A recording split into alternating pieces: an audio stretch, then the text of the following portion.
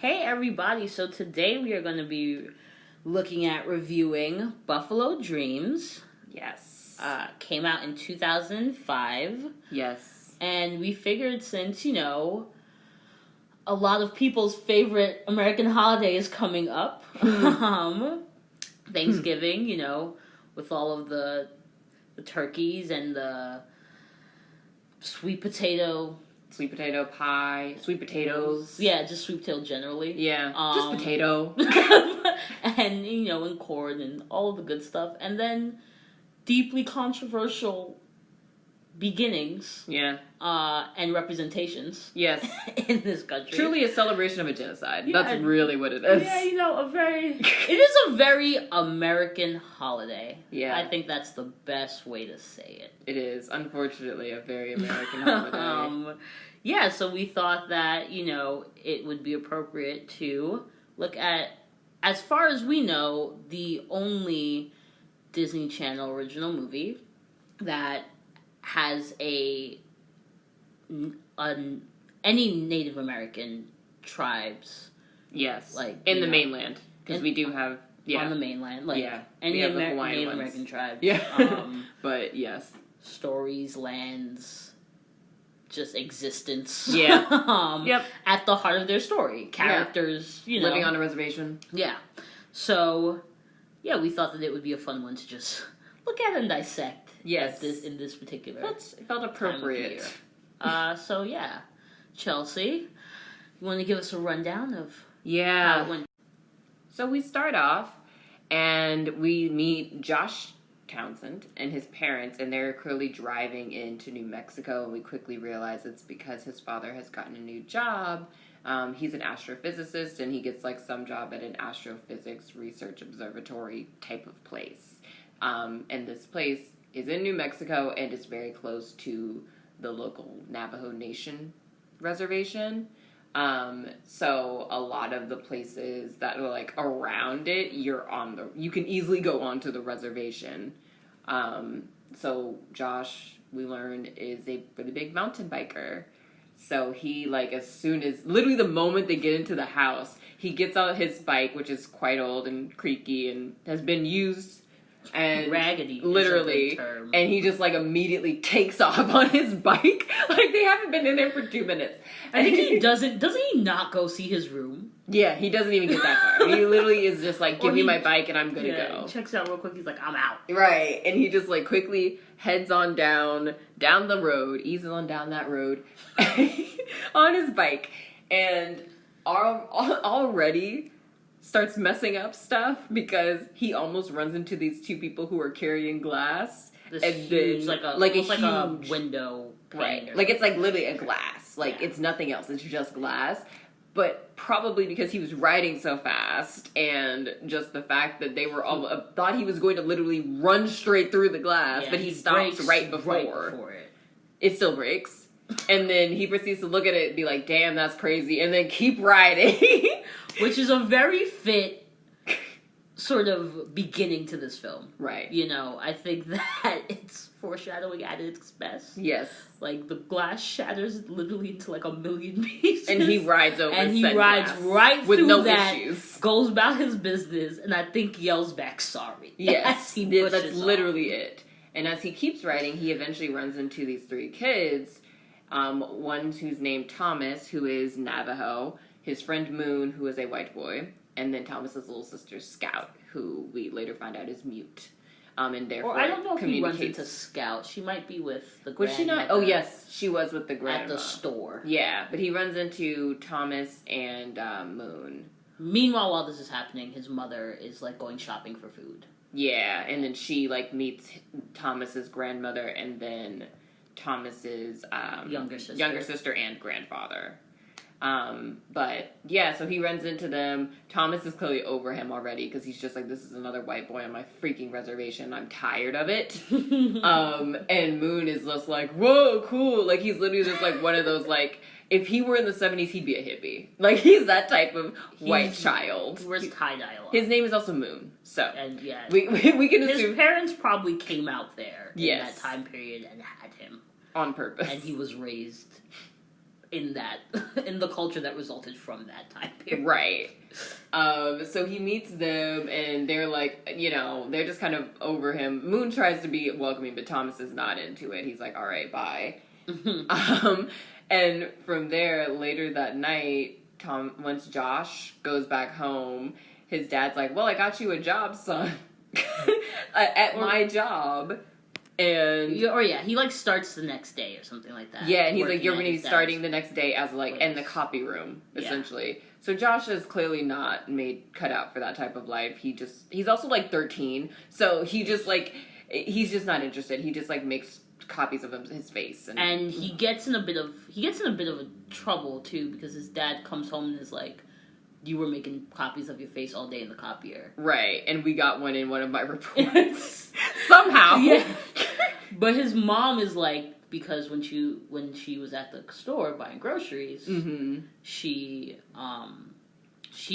had a conversation with the grandparents. The grandparents, who are Rose, and her character name is Abuela Rose, which we'll get back to. Yeah. We'll circle back on that. Rose and John. But Rose and John says that, mentions that they need help herding the buffalo this summer. Yeah, so then his mom is like, maybe you could do that instead, Josh, because I think you might like it better. So then Josh is like, no way, I met Thomas, who is the grandson today, and he was not trying to mess with me. And she's like, you should still try. So he eventually gets out there and is like, fine, I'll go. And he meets up with them again. Thomas is once again just like, I don't know why you're here. He's salty for the whole... Literally. Possibly. It's arguable that he's salty the whole film. Like, just understand that. Thomas is not about it. He's not about, like, his Navajo heritage. Yeah. He's not about white people. He's just over everybody and everything. All of it. He's just over everybody and everything. And they eventually, start showing him the ropes of, how you herd the buffalo. And he quickly, learns that it's by singing Lean on Me whenever they, when it goes astray, or whenever you're trying to get them to go in a certain, direction. They sing Lean on Me. And Josh is like, this is very odd, but okay. Which is the appropriate response. Again, we'll circle back. And so then they're like, well, it's the only thing that we found that worked. We tried everything. So they do that, and they're like, okay, Josh, you can help us on the side that has a big crevice on the side of the mountain. And so Josh goes over there, but he gets stuck in this little crevice, and he gets boxed in by these two buffalo. So then he has to figure out how to get out, and all he knows at this point is that, well, Lean on Me works. So then he starts singing Lean on Me, and the buffalo slowly starts, backing away, and he ends up being fine. But the way that this crevice is, set up, there's actually, a plateau overlooking it. So he looks up, and there's these 5 white boys who are all on mountain, literally all on mountain bikes, making fun of him, being like, "Whoa!" And they're like, "Oh, dude, you had to sing Lean on Me," and he's just like, I don't understand. And then they basically are like, yo, well, you want to be a real whatever, come to us when you want to be a real biker, because he has his bike with him and it's raggedy, right? So they make fun of him, but are like, oh, if you want to be a real biker, blah blah blah, come with us. And then Thomas and Moon and Scout eventually catch up, and they're like, oh, they're like, you know these guys? And he's like, no, I don't know them. And they're like, good, stay away from them. And so eventually Josh falls into the rhythm, and he starts helping them out more, and him and Thomas starts trusting him a little bit, not a lot. A very little bit small more. Amount. He starts thinking he's not quite as useless. Meanwhile, poor Josh is getting beaten on both ends, so he has to start taking aromatherapy baths. Well, yeah, because there's candles at least. It's relaxation, It's aromatherapy because candles smell good. It's true. Some of them are unscented though. You never know. Those did not look unscented. It literally looks like an R&B music video. That's what that's like. The lighting is very soft and dim. And we see him in the bath because clearly he's doing so much manual labor, but now he's used to it, and they kind of get along, and Moon and Scout are cool with him, but Thomas is still very reluctant. But they get to a point where it's really hot out one day, and they've done what they need to do to herd the buffalo, and Thomas is like, let's go swimming at the local watering hole, Shining Steps.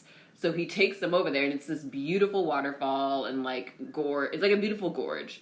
And but it's sacred and land. it's sacred. Like Thomas, literally, the moment they step Sacred. over there, he's like, "Do not take anyone here." He Don't says it like tell 5 anybody. times. Don't tell anybody about it. He's like, You, "It like, is sacred land." Forget that you were here the moment we get off this land. Basically. So they then also are like, well, let's jump off of the top of the rocks and jump into the gorge. Yeah, and like Thomas that. and Moon and Scout do this all the time, so they easily do it.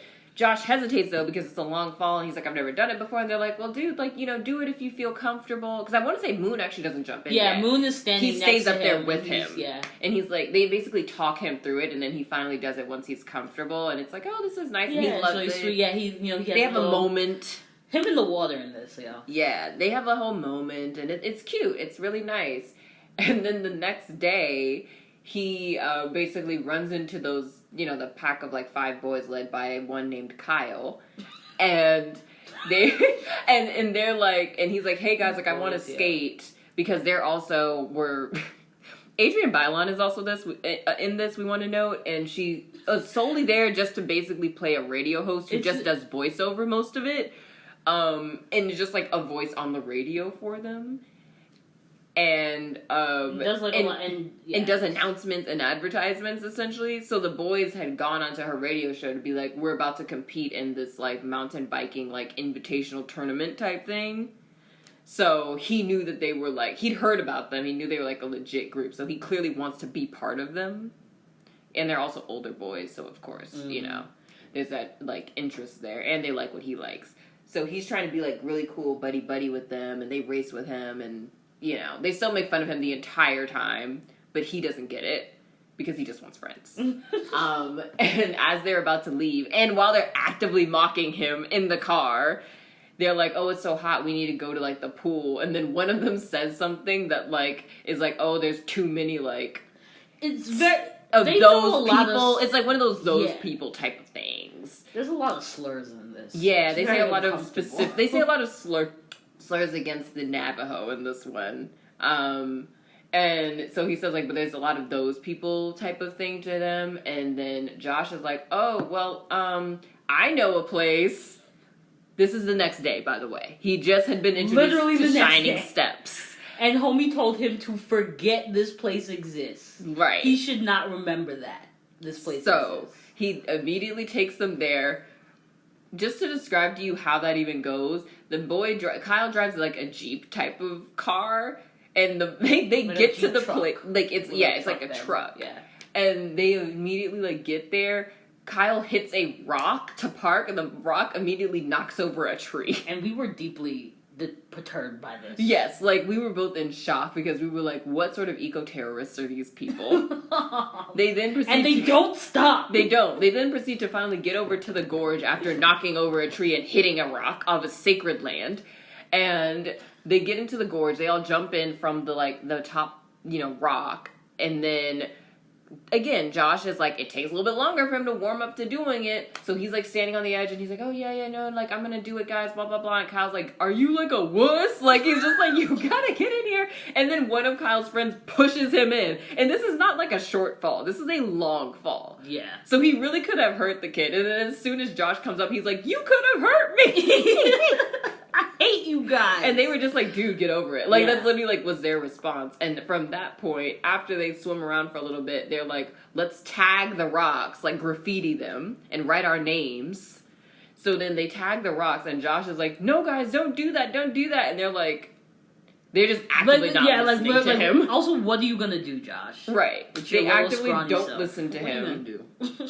That then turns into an argument because the next day, Thomas and Scout and Moon go over there and they're like, who has been on our land?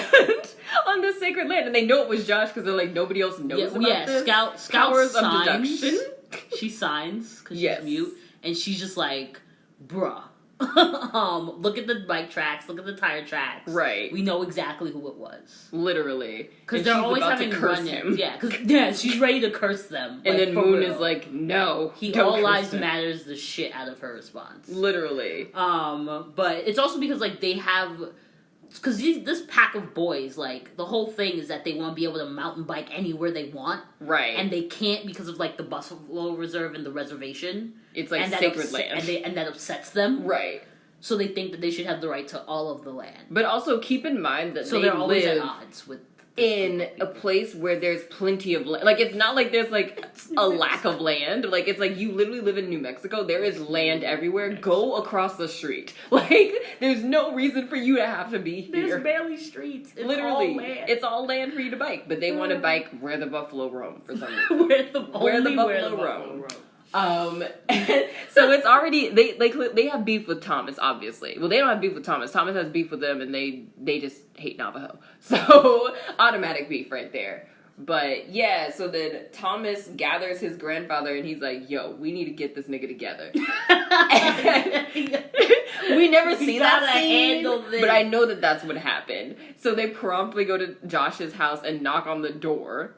Because, and then they tell Josh's parents, they're like, yo, like, your son has messed up our sacred land by bringing people to the sacred land that we're not supposed to be there. And Josh tries to be like, well, I told him not to do it. Like, I screamed, I told them, blah, blah, blah. And then Thomas is the blame literally like, you were not supposed to bring them there in the first place. I told you that from the moment we stepped on the land. And Josh has no response. So... but it gets heated. Like, they're in, like, a fight. Yeah, it's like a whole fight in... Josh's home. Yeah. And then his grandfather, Thomas's grandfather, is like, I know how to fix this. We must send you both out into the wilderness together to join as one. Yeah, to become to become it's not even necessarily like be friends, just like have a basic level of respect for each other. Right. And for the land. Not sure how that would It's literally not applicable it's loose, at all. But that's what happens. But he sends them out there. Thomas is just like, I do not like this man for perfectly reasonable reasons also. And he's like, so you can go and sleep by the creek. I'm going to go up by the mountains. That's where I'm going to sleep, and we're going to be separate. Yeah. So, of course... And Josh is like, what am I going to do? Like, what if there are, like, coyotes and what? And Thomas is like, I actually don't care. Right, he's like, you will deal with it. Like, it's fine. And they both end up having, like, these prophetic dreams. Like, Thomas dreams that he's, like, back in the olden times in, like, you know, a Navajo back in, like, the 1800s, I guess. Or I guess a little before that. But essentially when before the buffalo contact, roamed the whole land. Literally. When there were no fences to keep them. And then Josh dreams that he becomes an eagle or talks to an eagle. Yes. Yeah, doesn't he fly? Yes, he flies a little bit. Yes. Or it's not an eagle, it's a falcon. Or a hawk. I think it's a hawk. It's a hawk. It's a hawk. It's a hawk that he talks to a hawk, and that's one of the birds of prey. But not an eagle. I was wrong about that. I know it was an eagle. But yes, so then that's his prophetic dream, and then it ends up like raining really hard. So they both wake up, and then they both have to find shelter. So they have to both go into like this crag and a mountain. Yeah. And stay there for the night and start a fire, and then they, like, connect a little bit because of that. And then they leave, and Josh, again, cleanses himself as soon as he gets home. The reason why... In a shower this time. In a shower, not in the bath. Washing his hair. Yes, that's the whole thing. And so they're going back to their normal routine, because now they're, like... Again, never friends, but now they're, like, cool again. And Josh, while he's writing... one day, runs back into Kyle and the gang, and he's like, again, why are you on these people's lands? Because that's always the issue. And then Kyle's like, we can do whatever we want, blah, blah, blah. And then Josh challenges him to a race to where he's like, if I lose, you can proceed to run all over these sacred lands, which are not mine to give, but sure. And then if I win, Kyle and the gang, you must be gone. And they're like, yeah, we'll do it. We'll do it on a place called Devil's Revenge. Because that sounds like a good idea. So from that point forward, Josh is like, he must summon, like, Thomas's grandfather, and he's like, I need all the herbs you got, old boy. But like, let's just make this clear. Before he goes to his grandfather, he ends up going to Grandpa John, because Thomas sends him there, I think. Like, he tells him that his grandfather, like has all the herbs and stuff. But, so before he does that, he goes to Thomas and Moon and Scout to let them know that he's, like, no, I actually think that happened after. No, that's before. It's before, because then No, because he immediately summons Grandpa John, doesn't he? he goes to talk to them first. Before that? And they're like, what the hell? Right. This is not your... Like, Thomas is literally like, you had no right to do that. Right. Because he didn't. not. And then Thomas is like, I can take it over. And he's like, no. But yeah, I don't do it. And Thomas is like, you're only thinking about yourself. And Josh's response is literally... He's like, no, I'm doing it for all of us and for the land. I have to race for me. Pause. For you and for Scout and all of my mistakes. That Literally. is the exact statement that this boy says, because he really just doesn't get it. At all. And then Scout is like, you know what? She's like, where's the race? And right. when she finds out it's Devil's Spring, she's like, you know what? He'll do it. Go ahead and let him race. I'm pretty sure it's because Scout doesn't want her brother to die. Like, that's her logic Rightfully there. so. She's like, you know what? So. Yeah, let the little white boy go do it. Like, these are children. Right. I feel like someone in the room understands that these are children, and at the end of the day, if the law says that they can't come on the land, they can't come on the land, no matter what the outcome of this race is. Right. So then Thomas is like, all right. Yes. So Grandpa has herbs. Right. Then she goes to get fortified for 2 weeks. Because this is happening in 2 weeks. So then the grandpa gives him all the herbs. He starts taking green baths and drinking green juice. There's a shot into the bathroom where we just what looks like two things of moss. Yes. Just wet leaves on his knees. Yes. And he's like training every day. He takes it very, very seriously. And then one night he goes out and he gets like stuck in like a rainstorm, and then his bike also messes up. So he basically like has to like walk his way back to find his way home. But like also this reservation is huge. Yeah. So it's like he can't find the way home. So then his family and everybody starts looking for him. Hours later they finally find him. Adrienne Bailon does a great, Samuel Jackson do the right thing. She's like, we have to have prayers out for Josh, guys. Actually, on the radio station. Yeah, she provides the narrative context for us. So then they finally find him. And then I think he's down for like maybe like 2 days, and then his dad in that time like finds another magical native woman while he's looking for something. I only say that because there are specific signs along the way that say looking for something while he is driving. Literally. And that's how he finds this Native American, this Navajo woman who like then who's is like just sitting in a room full she's of like, you're looking for something and you don't know what. And then she's like, buy him a bike. We have one. We have one bike, like, in the back. Literally. So like, I'm looking for something for my son. Buy him a bike.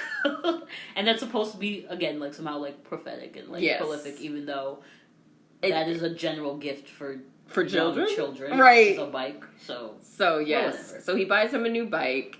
And he tells his son, well, because also, Josh had never told his parents that this was happening. Nope. Before he got, sick and had to be down for 2 days. So he gets a new bike, and he's like, all right, I'm going to figure this out. They get to the day of the race. Everything is going fine. They're neck and neck, him and Kyle, racing down. Kyle keeps trying to push him. Yes, Kyle is, of course, trying to cheat. But... I gotta stop pushing people. He's actively trying to push him off of the place. But then, as they're riding over one of the, ridges... Josh looks out and he sees that the buffalo have started stampeding. And he's like, well, that's an issue. Because, a local person, accidentally ran down the pen or something like that. Yeah, and, her muffler went off and scared. And so now they're running towards the town. Right. So he's like, well, I gotta go tell everybody in the town because this is a big thing that can affect everybody long term more than a race. So then he immediately, stops racing and tells everybody and is like, the bulls are stampeding. They're about to destroy the town. So then everybody immediately is like, oh, shoot. We got to go. Thomas, it's you. It's on you. You are the savior.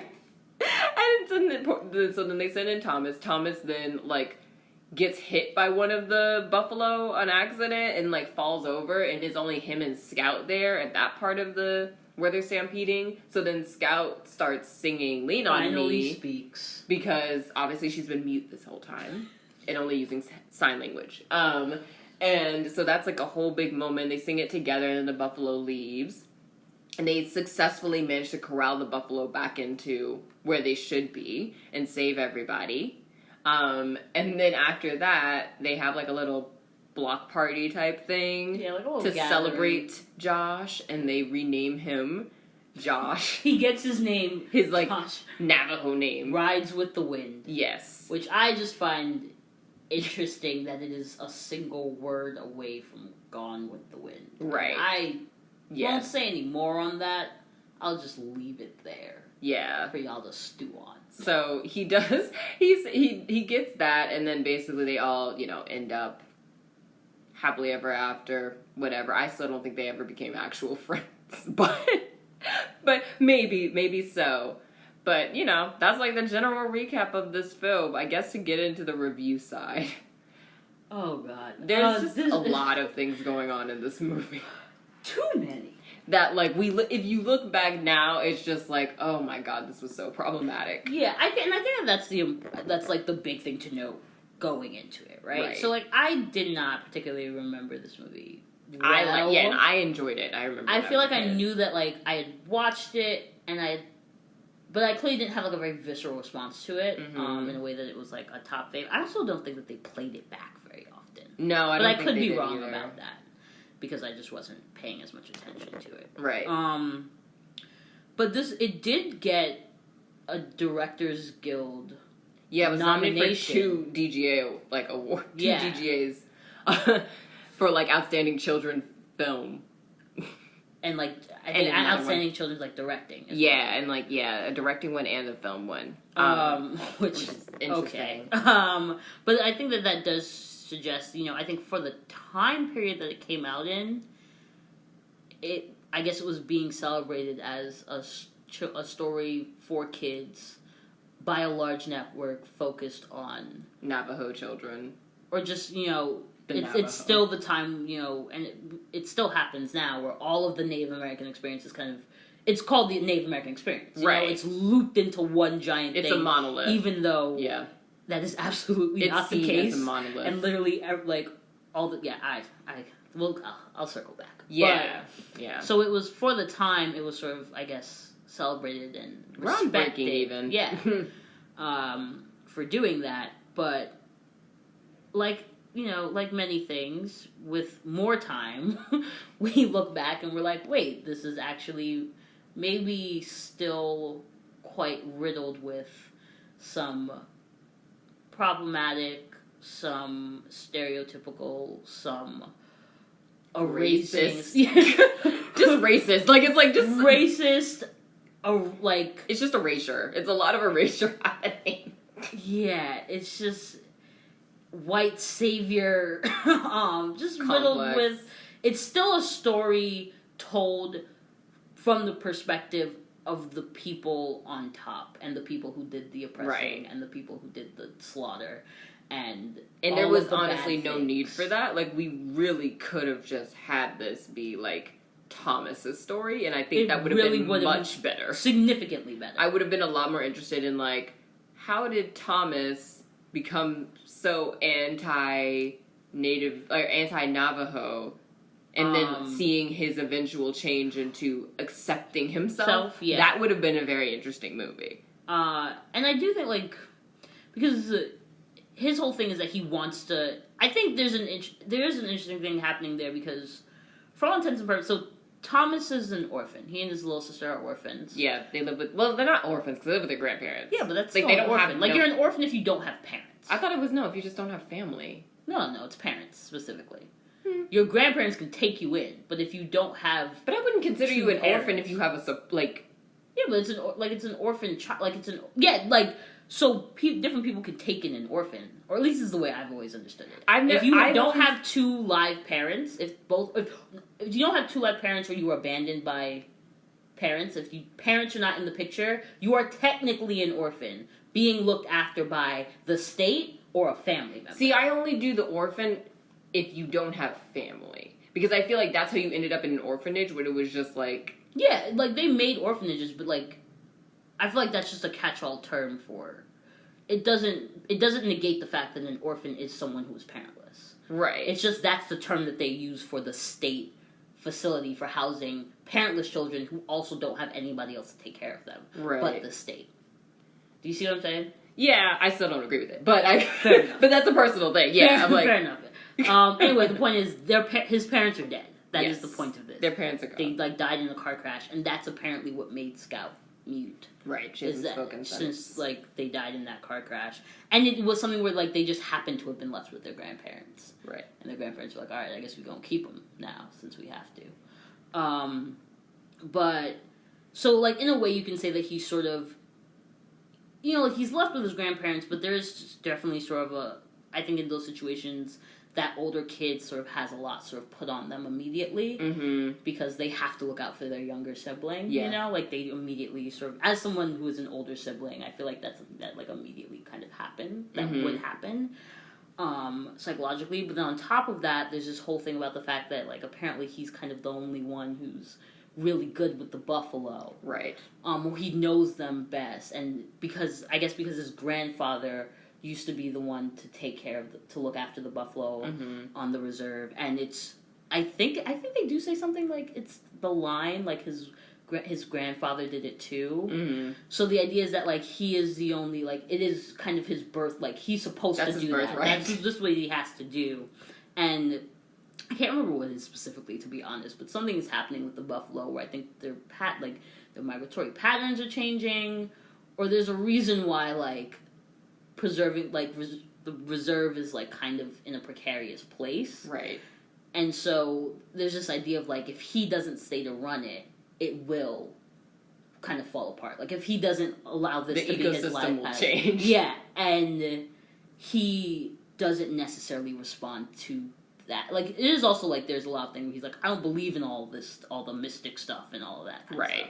But I think that there is also a bit of it where he's just sort of rejecting the idea of having to like look after the land for the rest of his life. Yeah. When he, is still an American kid, and I'm sure he sees things and sees images, and he's like, Native American kid. Yeah, he has right? He has a whole thing with Josh where Josh is like, oh, I work in an office. For a day. For a day, and it was like, this is so much better, and he's like, what? I'd love to work in an office. Right. Like, that would be great. Because he even talks to his grandfather early on, they have a whole conversation where he's like, I'm thinking about getting, like, a real job. And his grandfather's like, what do you mean? Like, what do you mean this isn't a real job? And it's like, he clearly meant, like, I want to work in an office, Grandpa. Yeah, right, I don't want to be herding buffalo for the rest of my life.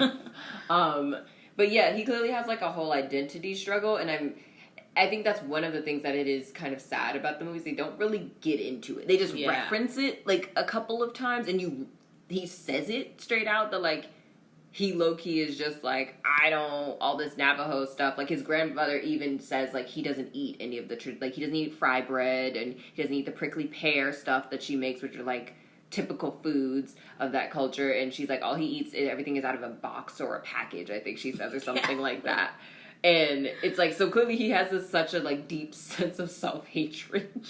Like, and I wish they had gotten into that because that would have been such an interesting thing to explore. Or at least a basic level of, like, just rebelling against it. Right. He doesn't want to disassociation. Yeah, he disassociates with it. Other than I don't the know. fact that I don't he know. has to I always get kind of weird. I'm like, I don't like to say that it's self-hatred because I don't know. I haven't talked to you long enough. To the extent where you're not eating your native, like your grandmother's like, you will not eat the food I give you. I like to give them the benefit of the doubt, but disassociation is definitely heavily present. Like he's not about it, Yeah, he's really not about it. And it definitely feels like it's told through the perspective of Josh's experience. It's about Josh sort of that's literally what it is. Josh is hearing these things about how he feels. Right. We don't really get into why he... And it's weird that it doesn't happen because you could even have done it. It would have been simple and too simplified, but they could even have done it where it could have been from a scientific perspective. You know what I mean? Because Josh's dad is an astrophysicist. Like, you could have had that intersection, and that's happened many a time in many a film, Disney or otherwise.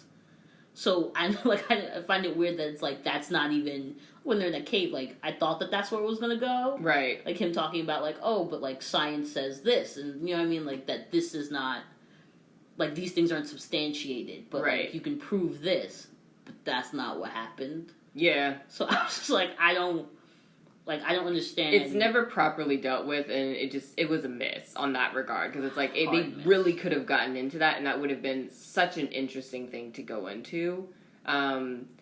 Even Scout even Scout as a character, like, you know, I think it is very important to show like differently abled people, and especially I've never actually otherwise seen a Native American character that was differently abled on my screen. So that is actually a representation of some sort, but it is also odd that they essentially took away a Native American woman's voice. Like it's gone. Like she doesn't have a voice, or it's only told through men. Yeah, and it's kind of really or not really messed up. I don't want to say that, but there's a bitter taste that it leaves in my mouth when it's coupled with the fact that it's not because she's a kid and she's responding to a trauma, so like it isn't really a choice, but like it's not it's not an actual incapable of being changed by like any type of like personal agency, disability. You know, it's something that can be, you know, it's like in the, you know, it's that same sort of argument of like, you know, like you show a character who's like born blind and they gain sight. Right. You know, it's like this idea of like their growth is becoming more normalized. Right. They're becoming more, yeah. Yeah. So like that's like bare about it. And then like on top of it, it's a thing of, you know, like just the silencing of the young girl of this culture. Yes. Is the single young girl of this culture on screen. Right. Yeah, which Disney has definitely gotten flack for before. Yes. So you would think that they wouldn't have done that, but here we are. Because that actress clearly is not mute, because she's saying it. Like, I'm like, it would have been one thing had they cast an actress that was mute, and that was how they could, like, you know, that would have been one thing. Or if it was just how she was born. Or it was something that it couldn't be changed, like you were saying. Exactly. But it's like, this was clearly just like, no, we need to re-traumatize her, and then it will change. Yeah. You know, when she fears that her brother is about to die, then she'll suddenly be able to sing and talk again. And yeah, so it's like the way that they framed that was really odd. Also, the whole trope about everybody that was Navajo being like inherently magical was very like, it's just like now that you look back at it and we have the like words to describe it, it's like, this is not, why did we do this? Because even when they're having their prophetic dreams, his grandfather is the one that's narrating the entire time. And like, I mean legit narrate, like voiceover the entire time, just like doing these like very like things like, and on Josh walked with the wind, and like that, you know, like that type of typical thing that people would be like, oh, like typical Native American wisdom, quote unquote. The wind chimes are rampant in this. Oh god, they're everywhere, even when they don't make sense. Truly, anytime somebody gives somebody a gift, it's like do do do do. Like it's just like, well, that's just not. This is just not. The wind chimes are almost a dog whistle in this film. Like, it's just like, oh god, here we go. Here we go. Here we go. It really is. And then also, I mean, we discussed the fact that like they had so many slurs in this film that were not that did not seem that they were particular to the Navajo. Like it was just like it was misplaced racial hatred. It was just like it's like I'm not even of that culture. Like, why? I don't understand. Which is very much a thing that happens that we like acknowledge. Like, it's like somebody saying, you know, go back to it, like as a black person, like I'm African American, so it's like somebody saying go back to Africa, and it's like, well. That's just not really plausible. We would have had to do that back in the 1600s, sir. I don't know what to tell you. But like, you know, so it's just like that. It was kind of like that kind of thing, and they were always making, like, Kyle and his gang would make slurs about the Navajo folks that seemed to think they were like Latinx to a degree, or like part of like the Pueblo Native American community. Like, it was very like, which they're not, by the way. That's a completely separate thing. And there's also different communities in different tribes in the Pueblo community. Yeah. They just are all joined by the fact that they live in a similar region. That's it. That's literally it. And so, you know, it's like there's just the erasure of the Native American or the Indigenous American is just such to the degree. And even, like, it's interesting, they have this moment. Also, let me just to say real quick, just on that, my big takeaway from it is this, yeah, these white men are dangerous. Like, they're still dangerous. They've always been dangerous. This is a wild pack of racist boys. Literally. Running around terrorizing this poor reservation because they want to ride bikes on it. Right. That is literally... When they don't live on the reservation. That is the big bad of It literally makes no sense because it's not like they live on the reservation. Like, I think this would have been one thing if this was a story intra the Navajo community. Which would have, like... Which would have also been a lot better. It's what should have happened. Right. But again, because it's a story being told by... white people. Yeah. That's not what we got. It's not what we got. But it's like, these were clearly white boys who just like to ride on the reservation specifically, which I don't understand because I'm like, you're in New Mexico, there are mountains and plains and all of that everywhere. Go across the street. Like, why do you have to specifically ride where the buffalo roam? You know? Yeah. Like, it's like, why? Why is that necessary? Yeah, and then also just in terms of that erasure, there is also that bit that, like, really bothered me about the film, was as they're going into the wilderness, Josh, like, makes a comment to Thomas. He's like, oh, like, is this some sort of vision quest? And Thomas is like, we don't do that. Like, Navajo don't do vision quests. But then it's not a vision, it's a dream sequence, but it's still a vision dream situation. Like, if you were not... And my issue is, like, why did you... You would think it was a vision quest. Exactly. If you didn't have other words to describe it, that's what you would say. Right. That it ended up being a vision quest. Right. And it's like, why did you do that? When you had said earlier... Why didn't you just run with the fact that that's not part of, like, their culture and find out exactly what... I'm not going to, like, sit here and pretend like I know exactly what... If there is anything that's even remotely equivalent or... In the Navajo culture, right. But, like, why didn't you just, instead of going down that path and doing... Which is something that has been taken from specific Native American tribes and regions of, like, cultural Native American tribal pockets, taken and blown up as something that just Native Americans do. Yeah. All Native Americans do, which is just, there's nothing that all Native Americans do. In the same way that there's, outside of, like, breathe and eat. In the same way that there's, like, nothing that, like, all people do. Right. You know what I mean? Right. Because that is the same, every continent that you go to is a microcosm of the world. Right. You know? So in the same way there are multiple cultures everywhere. There's multiple cultures everywhere. Right. So it's like, it really bothered me. It's like, why didn't you just find, some other way figure to communicate out this. Another way to communicate it, or figure out what does happen in the Navajo tradition specifically. Right. And use that. Yeah. Don't, like, give us this just because it's easier and more familiar to... You think it's more familiar to most kids and they'll get it better. Mm-hmm. But the only reason that they get it better is because they haven't seen anything else. You haven't given them something else to work from. Right. And it just, again, it felt like and I don't think... And honestly, I think I wouldn't have necessarily picked up on it or had a question about it, which is part of the problem. Right. That I wouldn't have picked up and had a question about it if he hadn't said it. So it's like, what, like, I just don't, like, what was the thought process behind those choices? Yeah. Again, it's like, it seems like it started out trying to be a movie that was to defy the stereotypes, or at least provide an exposure to a people that do not normally get it and are typically erased in our media, to just such an extent that it's like, people don't even have like, it's like, to an extent where people genuinely believe that Native Americans don't exist anymore. Yeah, no, people think that they died out. Yeah, and it's like, that's actively not true. At all. There are many. There are so many tribes. Indigenous people. So many different, and they're all different and all speak different languages.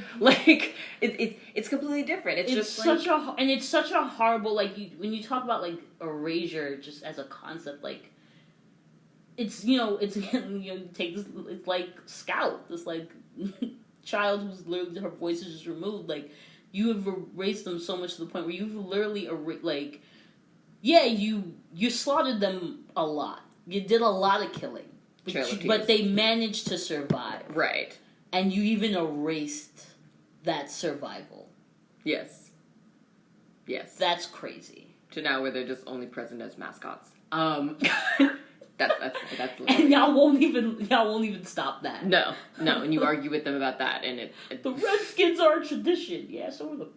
Yeah, well, that's another conversation. But yes, you get back into the same point where it's just like they literally do not. People are not even taught that they exist. So it's like it's just so troublesome for the only media that a lot of kids will most likely ever consume about Native Americans, especially on Disney, is like this thing that's like basically proving a lot of like whatever stereotypes that people already might have just true. Like it's like, oh yes, you know, they do these prophetic dreams, aka dream quests, and like they all are like speaking constantly in poetry.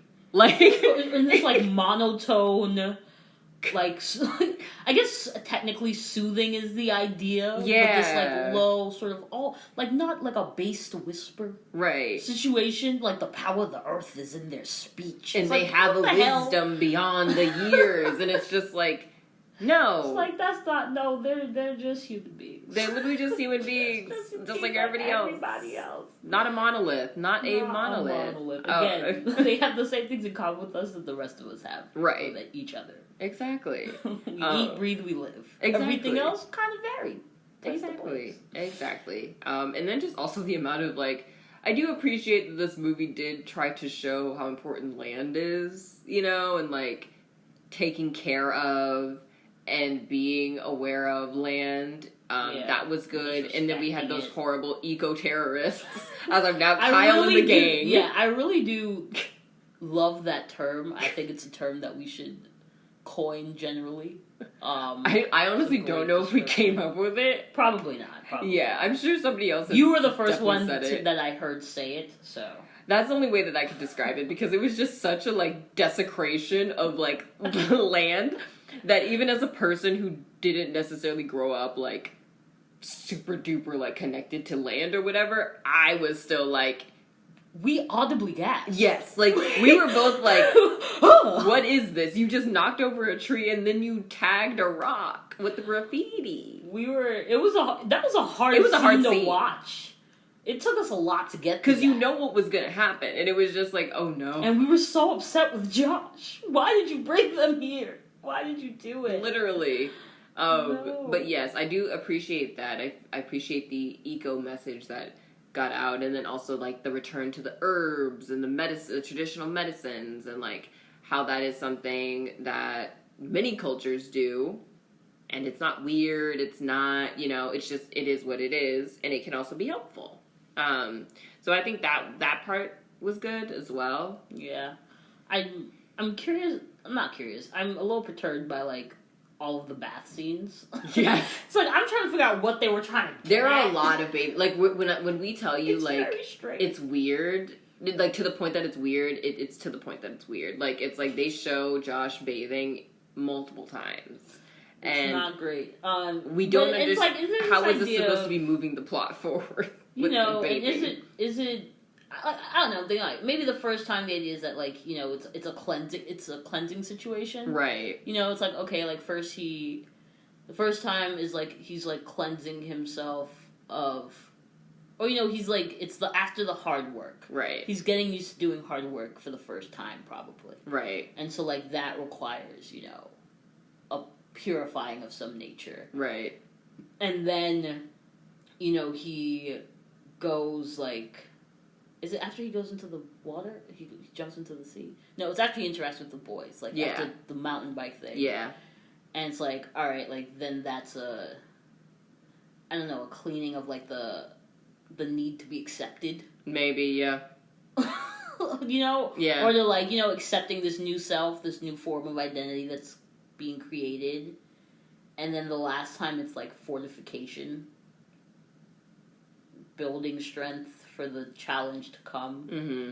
I'm really spitballing here, and I'm pulling hard. Like I'm just really trying to find a way for it to be a reasonable thing. That's because it doesn't. Because it's also a thing that has no context. Yes, it just pops up. It's like 1 second shots. Yes, it's not like his mom comes in to check on him. It's not, and it's just plopped into the middle of of like other things going on that actually drive plot forward. So Right. I Yeah. feel like it was like an artistic choice, but I'm not sure to what end. Right. Yeah. But they did get a DGA award, so like I don't know. They got maybe noms. I'm like maybe I'm not. They didn't get awards. They were just they got nominated. Noms. Yeah, they got noms, but they got recognition because for that time in 2005, I could see this being seen as progressive, like or as something that was like, well, you're exposing the people to the Navajo culture or whatever, and most people don't. So like, but they didn't get like WGA or PGA noms. No, it only got DGA. So like. That's what I mean, but, bro. Like, I don't. Alright, fine, fair enough. Sure. Fair enough. It's just like sure. And I mean, I guess then it just goes to: would you show this film to your kids? I don't know, man. I don't know. I can't. I actually can't. I don't think that's a decision I can make now. If that makes sense. Mm-hmm. Like it's one of those things of like I don't think that how I feel about it right now is necessarily going to get any better. Generally speaking, over time, I don't think I'd turn it off. But I also don't think. I think that these types of films, because it's an ongoing conversation, and we're nowhere near any type of resolution, and there may never be any mm-hmm. type of resolution. I really do think that it's something that, like, I can't evaluate. I don't know how I'm going to feel about it in 10 years. Yeah. I can't know how I'm going to feel about it in 10 years. Because there are things that, I know are problematic, but I still enjoy because I read them at a certain age or I watched them at a certain age and they have a certain nostalgic level. And I'm sure that this film is like that for a lot of people. Right. For probably a lot of people. I'm sure that that's the case. But does that mean that I am then going to encourage or not discourage future generations, other people from engaging with it? And just be able to recognize that I had an experience with it that is personal mm-hmm. and that will be my own. But on the landscape of society, this is not something that we should continue to perpetuate, that we should continue to share. Yeah. So I'm just not I'm not sure where I'm going to come down on something like that by the time that you have kids. My kids will be old enough. And I don't know if I had kids now, not if I had kids, what I show it's like, nephews and nieces and such. I don't know, I guess I wouldn't, like I said, I wouldn't turn it off, I don't think. Yeah, if they found it themselves. I wouldn't turn it off, because I do think that even, like, there is not great representation, but I do think, that it is important for people, and it's even important to consume the not great representation so that you understand that it's not good. That it's not good. You understand when people are discussing these things, mm-hmm. like where they're coming from and what they're piggybacking off of. So I wouldn't turn it off. If my kid finds it, I wouldn't. But I don't think that I would sit down with my child and be like, we're going to watch Buffalo Dreams today. Right. Unless maybe it's something where my kid's a bit older and they're exploring issues, conversations with, Native American representation? Yeah, or maybe, Native American representation, obviously, specifically, but, like, maybe they're getting to that age where the BIPOC conversations are starting to happen mm-hmm. in a more in-depth way. Yeah. Like, maybe we're talking about Malcolm X. We're talking about, like, maybe, because I'm probably not talking about Malcolm X with my 6-year-old. Right. But maybe my kid is 11, 12, and they're like, wait, Mom, like, what about this? Mm-hmm. What about that? Yeah. And, like, that's when we're starting to have these broader conversations, and like maybe then it's something where I would want to sit down with them as we watch it, right? So that I can explain to them why, like, yes, it's representation, but there are problems here, right? Or like, what problems do you notice any problems here, right? And like we can hash that out, right? So I don't think that I think it's a film with value. It's just a matter of the type of value that it has. Right. Yeah. No, I think I'd agree. I don't think I would show this to my kids. Like, if they found it, that's one thing, but I don't think I'd show it to my kids.